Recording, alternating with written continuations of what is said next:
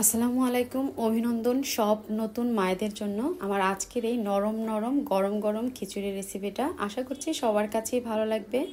আমাদের এলাকায় যেভাবে খিচুড়িটা খাওয়ায় সেই খিচুড়িটা আপনাদের সাথে শেয়ার করছি। আর সাথে থাকছে আলু বোখরার চাটনি। এটার ভিতরে কালো জিরা আছে, তা আলাদা করে কালো জিরার কোনো রেসিপি আমি করিনি। আর এই নরম খিচুড়িটা মানে খুদে খিচুড়ি যেটা বলা হয়, আর এই খিচুড়িটা নাকি বেশ শক্তিশালী একটা খিচুড়ি। তো আপনারা দেখে হয়তো বা বুঝতে পারবেন আর আমার কমেন্ট সেকশনে জানাবেন। আর সবাইকে একটু মজা আনন্দ দেওয়ার জন্য আমি আজকের এই রেসিপিটা কলা পাতায় সার্ভ করেছি। আমি কখনো খাইনি, আমার বাচ্চারাও খায়নি, তো ওরা সবাই এনজয় করে তারপর এটা খেয়েছে। আসলে এটা স্মৃতি হয়ে থাকবে। এখন নিয়ে নিচ্ছি খুদ। আর এই খুদটা বিভিন্ন ধরনের চালের কিন্তু মিশ্রণে এই খুদটা হয়। আর বাজারের খুদটা কিন্তু সেদ্ধ চালকে মেশিনে ভেঙে তারপরে বানানো হয়। তো বিভিন্ন ধরনের চাল বলে এটা অনেক বেশি আর কি শক্তিশালী। তো আমি এখানে মসুর ডাল আর মুগ ডালটা একটু টেলে তারপর এখানে দিয়ে খুব ভালো করে ওয়াশ করে একটা কড়ার ভিতরে দিয়ে দিচ্ছি। আর দিয়ে দিচ্ছি পর্যাপ্ত পরিমাণে পানি। পানিটার কোনো আর কি হিসাব নাই, যখন চালটা না সিদ্ধ হবে সে পর্যন্ত আর কি পানিটা দিয়ে নিতে হবে। তো দিয়ে দিচ্ছি লবণ স্বাদ অনুযায়ী, পরে বাড়িয়ে কমিয়ে দিতে পারবেন। তারপরে দিয়ে দিচ্ছি সামান্য একটু রঙের জন্য হলুদের গুঁড়া, আর আদা বাটা 1/2 টেবিল চামচ দিয়েছি, রসুন বাটা আমি 1 টেবিল চামচ দিয়েছি। একটা আলু ছোট ছোট করে কেটে তারপর দিয়েছি, আর দিয়ে দিচ্ছি একটা গাজর।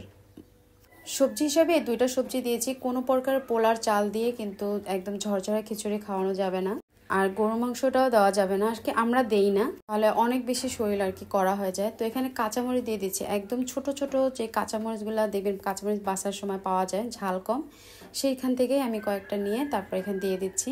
তো দিয়ে দিচ্ছি খুবই সামান্য পরিমাণ ধনিয়া আর জিরার গুঁড়া। রেসিপি ভালো লাগলে রিকোয়েস্ট থাকলে আমার চ্যানেলটি সাবস্ক্রাইব করার। তারপর এটা খুব ভালো করে আমি সেদ্ধ করে নিব।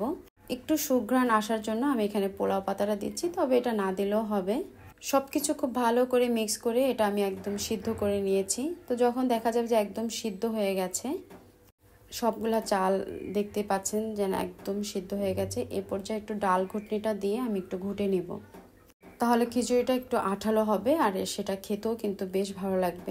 বাসার অন্যান্য সদস্যরা এই খিচুড়িটা কিন্তু একদম মরিচ ভর্তা দিয়ে খেয়েছে, আর সেটা যে কতটা মজা আমি আপনাদেরকে না বলে বোঝাতে পারবো না। প্লিজ আপনারা একদিন বানিয়ে খেয়ে দেখবেন। আমার এটা ঘোটা হয়ে গেছে, একটা সাইডে রেখে এখন আর একটা কড়ার ভিতরে আমি দিয়ে দিচ্ছি সাদা তেল। তেলটা গরম হয়ে আসলে দিয়ে দিব পেঁয়াজ আর রসুন কুচি। আপনাদের কার এলাকায় প্রথম অবস্থায় মাকে কী ধরনের খাবার সার্ভ করে প্লিজ আমার কমেন্ট সেকশনে জানাবেন। তো কথা বলতে বলতে এটা আমার ভাজা হয়ে গেছে, মানে একদম লাল হয়ে গেছে বেরেস্তার মতো। এখন এটা নামিয়ে যে খিচুড়িটা আমি করে রেখেছিলাম এটার ভিতরে কিন্তু আগে থেকে তেল দেইনি, এখন এই পেঁয়াজ ভাজাটা এখানে দিয়ে দিব আর খুব ভালো করে এটা মিক্স করে নিব, সাথে একটু ধনিয়া পাতা দিব।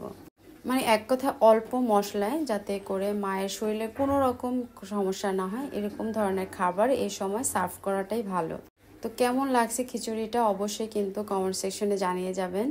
আর কলা পাতা খাওয়ার অভিজ্ঞতাটা শুধু বলছি এটুকুই যে সবসময় গল্প শুনেছি কিন্তু কখনো খাইনি, আজ এই প্রথম খেয়েছি। আসলে এটা একটা অন্যরকম অনুভূতি, বাচ্চাদের সবার সাথে শেয়ার করবেন আপনারা। সব মায়েদের প্রতি রইল অনেক অনেক শুভকামনা। সবাই ভালো থাকেন, সুস্থ থাকেন। তো আজ এ পর্যন্ত, আল্লাহ হাফেজ।